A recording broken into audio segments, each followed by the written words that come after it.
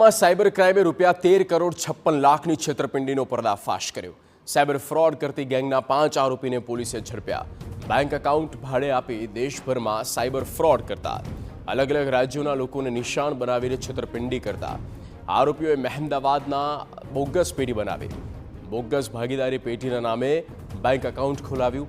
સુરતના 2 શખ્સોને છેતરપિંડી માટે બેંક એકાઉન્ટ આપ્યું હતું।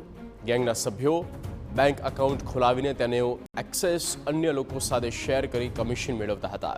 ખેડા પોલીસે એકાઉન્ટ ધારક મહેમદાવાદના 3 અને એકાઉન્ટનો ઉપયોગ કરનાર સુરતના 2 આરોપીઓને ઝડપી પાડ્યા છે। સાયબર ક્રાઇમ પોલીસ હાલ આ બેંક એકાઉન્ટમાં નાણાં ક્યાંથી આવ્યા અને ક્યાં ગયા અંગે તપાસ કરી રહી છે।